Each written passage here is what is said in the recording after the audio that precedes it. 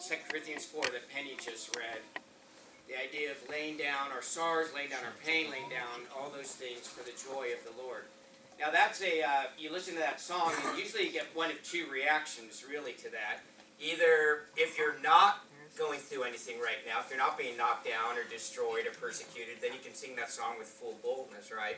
Well, of course I'll trade it away for the joy of the Lord. Well, yeah, actually you have nothing going on.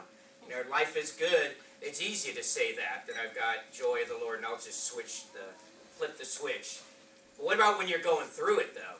Then you want to punch someone in the face when they say that sort of thing, right? Hey, brother, you just need to lay it down for the joy of the Lord. You know, you got sorrow tonight, but joy is coming in the morning. Yeah, okay. You know, you do what you got to do to that person. And so we kind of get those extremes sometimes, and you almost wonder, like, is that possible? Is what's being sung in that song a legit possibility for a human being? That when you are undergoing persecution, when you're undergoing circumstances that are against you, relational hassles, financial hassles, material hassles, whatever, physical hassles, are you able to separate that or even embrace that for the sake of knowing that you're drawing closer to Christ in this? Are you able to find joy in the Lord? Are you able to turn to Him in those difficult circumstances? You know, this has been a great book that Paul writes here in 2 Corinthians 4. Twice here in chapter 4 he says we do not lose heart. But if you remember in 2 Corinthians 1, when he first started the letter, he lost heart. Right? He said, we despaired of life itself. We thought we had a sentence of death. Life was so difficult for us that we were done. And in fact, later on in 2 Corinthians, he talks about that, of this idea of just despairing for life itself. That circumstances were so overwhelming to him. But the idea is that sometimes we get knocked down, but we don't get knocked out. Right? We have circumstances that are difficult, but we manage to go through them or even embrace them for our own good. And as believers, we can do that.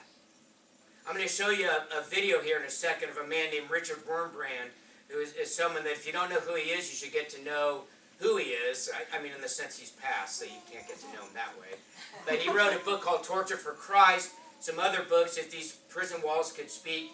He was a man that was arrested in Romania, a believer, spent 14 years in prison, 6 of those years in solitary confinement, not just in jail, but tortured. You know, he was beaten, all that stuff for his faith. And I came across an interview with him that he had a few years ago that I wanted to show you just a clip from, because it gives us an idea of this idea that, look, circumstances can be awful. They can be horrible. In fact, not can, they are. There are times when life is just really sucks, right? It just does. That's just how it is. But it doesn't mean that it has to derail us. It doesn't mean that it has to make us finished in life, but rather we can use those times for good. This is what Paul is saying, and we'll get into what Paul is saying in a second. But sometimes we just read it, but I wanted to give you like a real world example of a man that went through hell in prison and yet came out of it, and even during it, rejoicing, which is interesting as you see this, is his attitude. Now, I saw this guy, Dempsey's not, oh yeah, you are here. Were you here when Richard Wurmbrand came to PCC? Yeah, he came and spoke at our college once in the 80s. And I remember, and I guess you can correct me if I'm wrong, but the presence of a man that has been in the presence of the Lord, which is what happened in those times of suffering, is something you're just kind of like, feel like you're walking on hollow ground. And this is one of those guys that is that way. So 14 years, 6 years solitary confinement, beatings, all that stuff, and this is his attitude as they interviewed him later on as he got out. And so I wanted to show you that. When I became a Christian, I have been taught every day read a page of the Bible and read every day the life of a saint and of a martyr. I have done it and I do it even now. And I had read in times of old about all such kind of happenings, and with some skepticism, was it really so? But now I saw for myself such things, transfigurations, and here was a simple man, but he knew he must have had in his heart much sadness. Who knows where his wife was and his children, and he had been beaten and so on. But he had a task. He had a task to bring in this valley of shadow of death the smile of heaven. So whatever happens in my heart, you can't not be troubled. Jesus has been troubled. He tells us, don't be troubled. But he himself has knows the trouble. He himself has wept tears. But he knows that he had a task. And he went towards the Garden of Gethsemane singing, that's also said.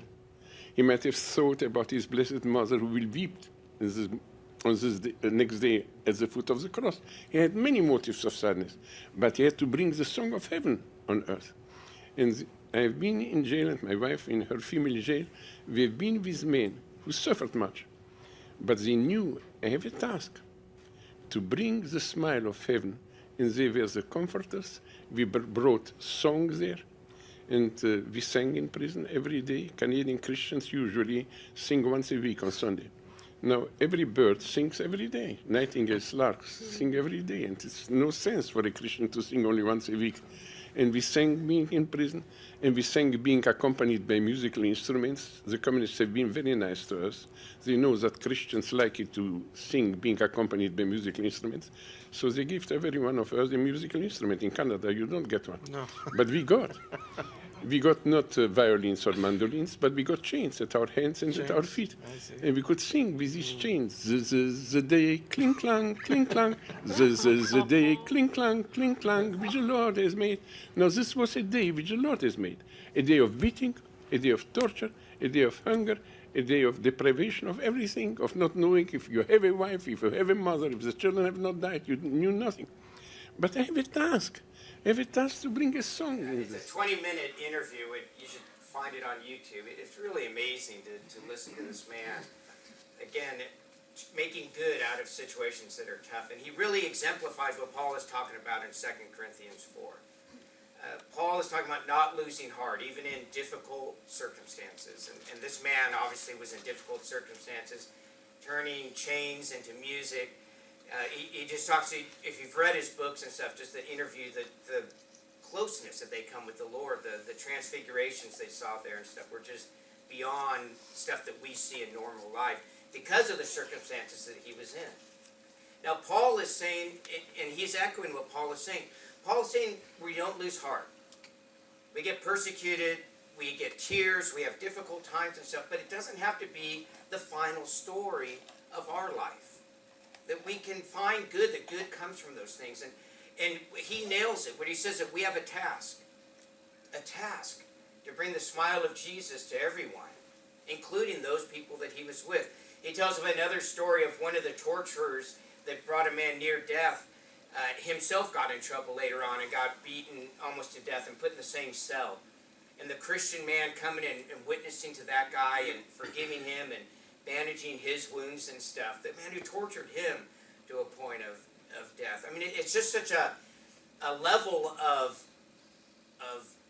depth, of spirituality, that I look at and I'm just ashamed to think that, man, I'm not even close to what it is that this man's gone through, and yet is still able to rejoice, to find joy in these things. Well, he does it the same way that Paul does it. There's three things that Paul says in 2 Corinthians 4 that are important for us to keep in mind. Because you've been through tough times, obviously. You will be through tough times again. I will be through tough times again. It's life. This is how it is. So how do we manage? How do we not lose heart when we want to lose heart?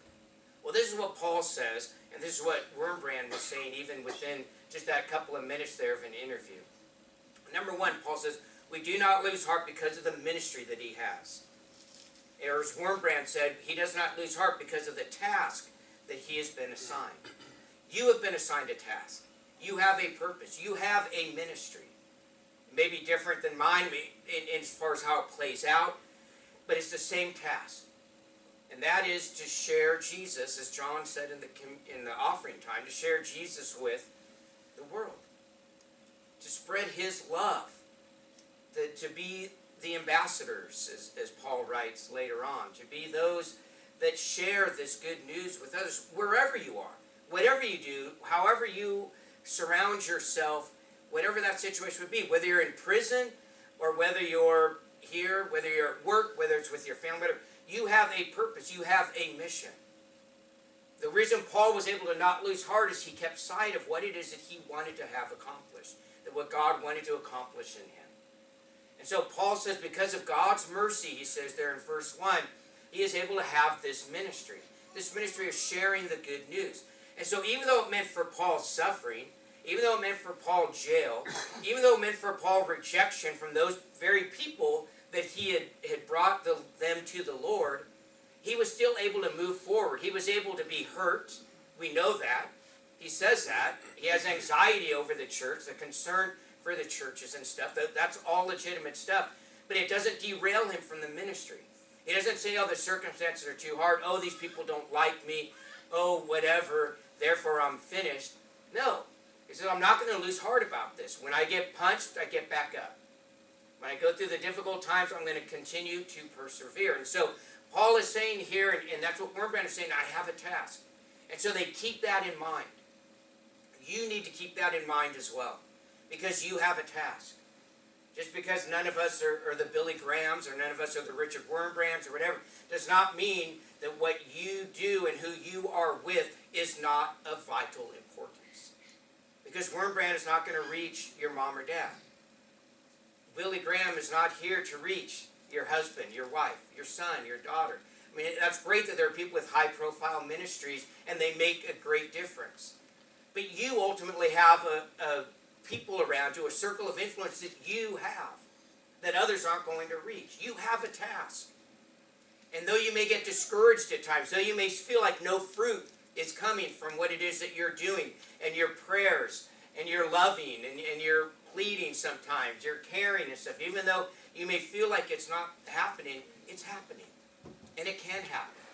And we have to keep that in mind. We cannot allow the circumstances to dictate our stopping doing what it is that God has called us to do. Whether we get put, again, whether we get put in a prison, or whether we get put in a nursing home someday, whether we get put with family, wherever you are right now, there is a task for you. There is a purpose to bring the smile of Jesus, as Wurmbrand says, to those that you know. And so keep that in mind. Do not give up. Do not be discouraged. Or when you are, continue to persevere anyway. Because there's a reason that you're here. There's still a reason that you're alive. There's still a reason that you are allowed to see people, because you have a message to offer. You have a life to give. You have a task to be completed. And the Lord has that set aside for you. Paul understood it and was willing to go through whatever it took, even if it meant suffering and hurt, for the sake of the ultimate prize or the ultimate goal of fulfilling that mission, and you are in that same boat. Don't give up. Keep praying. Don't give up. Keep loving. Don't give up. Keep ministering. Look, you've seen it in your life. We've seen it in this church's life. There are people that were totally closed and said no to God at one point. Right? Ken Wallace is a good example of that. Nothing to do with the Lord. And then the guy gets dumped, right? And he loves the Lord. You never know. You never know. So you don't stop. Don't let circumstances derail you from that. Second thing is Paul is talking about, later on in the chapter, about not losing heart again. He says we do not lose heart. Because even though the outward man, our physical bodies are wasting away, and in his case, wasting away in prison, what he was going to do, inwardly the man is being renewed day by day. The soul. Spiritually, we are growing stronger. Paul would say that through his trials, he grew closer to the Lord. Wurmbrand would say, through the trials, he grew closer to the Lord. Some of you would be able to come up and share that testimony as well. Do you want to suffer the way that you have suffered in your life? No. You don't ask for it. And one of the things that Paul never says is, hey, we want you to go out and desire to be suffering. That's not what it is. But when suffering comes, to embrace it, knowing that the Lord is going to use it to draw you closer to Him. It's the wake-up call, the bugle to let you know, look, I'm here. Rely on me. I'm here. I love you. I'm here for you. Let yourself be known by me. Let yourself be loved by me. Suffering has a way of doing that. Again, plenty of you can get up and you can share that story for the rest of us. You hate the circumstance, but you like what comes from it. You've heard the illustrations of gold, getting put in the furnace so the dross gets off, so the gold is pure. And that is part of what suffering does. And Paul is saying, look, outwardly I'm wasting away. Outwardly it's tough for me. Outwardly, we're doing things that I despair of life itself sometimes. I get discouraged. I get frustrated. I get beat. I get all these things. And yet, inwardly, I'm being renewed. Inwardly, something is happening. In other words, God does not look at you when you're undergoing suffering, when difficult times are going on, and He doesn't just sit there up in a chair in heaven and just say, oh, too bad, hope it all works out. Or, oh, I didn't know that was going to happen. Oh, sorry, hope this figures out. No, He takes whatever that circumstance is, whether through Him doing it Himself or through allowing the circumstance, with a purpose, with a goal, and that is that the inward person is renewed. God's desire is whatever it is that you are going through, even this morning, whatever it is you're going through today, whatever trial it may be, whatever suffering it may be, whether it's a physical ailment, a mental ailment, an addiction you're struggling with, a spiritual issue that's going on, God's desire is whatever it is that's happening to you right now that is discouraging you, that is maybe depressing you, that is maybe frustrating you. His desire is that even if the outward is wasting, that the inward is being renewed. His ultimate goal is to get you healthy spiritually, your soul spiritually healthy and right with Him. And so again, does it mean you have to embrace or like what it is that's going on? No. I don't see anywhere where Paul says, I'm enjoying having a sentence of death in his life. Jesus did not say, I'm enjoying the Garden of Gethsemane. Please, Lord, give me more. Not at all. Do not have to like the circumstances, but understand the greater purpose that is going to come from those circumstances if we allow the Lord to move the way that He wants to move in our lives within that time. So stay focused on the bigger goal, which is spiritually getting yourself into a closer relationship with the Lord, getting yourself into a deeper relationship with the Lord as you trust that He is going to see you through this. And then the last thing Paul says is he does not lose heart because he considers the troubles that he's going through right now as nothing compared to the eternal glory that is going to come at the end. Paul had a vision of what's going to happen in his life at the end. When we're younger, we probably don't think so much about that because we're just living for today. As we get older, we start thinking a little bit more about what happens, when my final breath takes place. Am I ready to go kind of thing. It's just reality because it's going to happen to all of us. And so Paul is saying, look, I'm going through this stuff, and it is heavy, and it's a pain, and I wish I didn't have to deal with this stuff. But I consider it nothing, light, compared to the weight of glory, compared to how heavy, how great glory is going to be, the crown of righteousness, the crown of life that I'm going to receive from the Lord when I cross over is going to make it worth it. So I endure. I don't give up. I don't like it, but I endure. I don't give up. Lord, what is it that you want to show me through this? Lord, what is it that will draw me closer to you through this, Lord? How is my suffering affecting those that are around me that are able to look at me as we would look at a worm brand and go, wow, boy, you walk with the Lord. I can tell. Not because everything's perfect, not because your health is great, not because you make $1 million, none of the health and wealth thing. I know you walk with Jesus because in the midst of this trial, in the midst of this tribulation, you are standing firm. You are still able to sing to the Lord. This is the day the Lord has made, even in circumstances where normally people would look at and go, you're kidding. Job's wife, just curse God and die kind of thing. And you say, no, I continue to press on. I continue to move forward. That is the weight of glory because the vision is there that Paul knew that once he crossed over, that there is the riches of heaven, the inheritance that he was going to receive far outweighs any of the pain that he's going through. In the sports analogy, you hate spring training, you hate training camp, all that stuff, and you hate the pain and the discipline and the working out and having to eat right. Who wants to do all that? Well, I don't want to do all that, but who wants to do all that kind of stuff? However, the goal of the trophy, the goal of the World Series, the goal of Super Bowl champs, when you look back, you go, well, it was worth it then. I didn't want to work out. I didn't want to discipline myself. I didn't want. But boy, once you reach the pinnacle, then you realize it was worth what was going there. And Paul is saying the same thing right there. Look, he doesn't want to go through the circumstances. He doesn't want to live that way. I'm sure if you asked Wurmbrand if he would rather be in prison or rather be home with his family, I'm guessing he'd rather be home with his family. But the ultimate goal was the realization of knowing Christ, of knowing God, of knowing that reward is coming right there. And that makes those other things worth it. And so stay strong. Wherever you are this morning, stay strong. Move forward. God has a mission for you. God has a purpose for you. God has a glory, a crown awaiting you when you cross over after you take your last breath. For you, well done, good and faithful servant. And know that whatever it is you're going through, God is turning it into an inner renewal, a spiritual renewal in your life, a deeper relationship with God than you would have with it not having happened in your life. So keep moving. Don't give up. That's Paul's message. But if you're struggling, here's the deal. We have people to pray for you today. Okay, and that's the thing. It's not a matter of just dismissing the suffering and saying, hey, just deal with it. But God has used us to help everybody, one another, to be there for each other. That's one of the ways we get through what it is that we get through. After service in a couple of minutes, Jerry and Joanne will be up here to pray with you. If you're going through something, then get prayer. Get help. Deal with those things that are going on. Let God use the way that He wants to use. And one of those ways is a brother or sister coming alongside of you, being there for you, to pray, to help you in that way as well.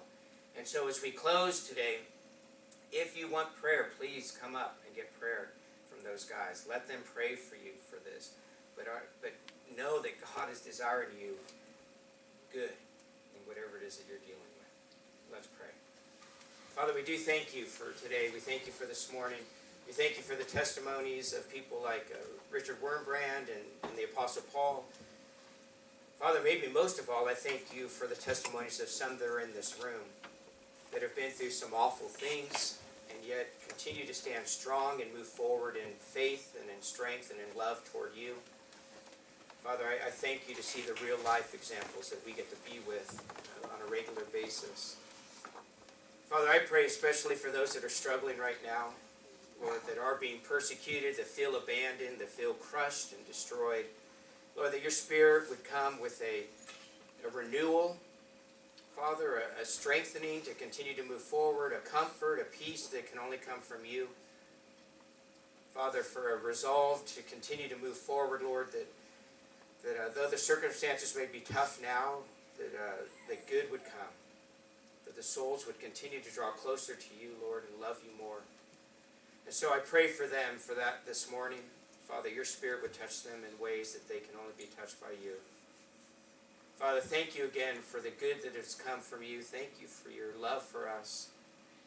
Father, and I do pray, Lord, with just this a new, firm conviction again, Lord, to be the people that you want us to be, Father, and to have that influence with those people that we surround. Thank you again, and through Jesus we pray.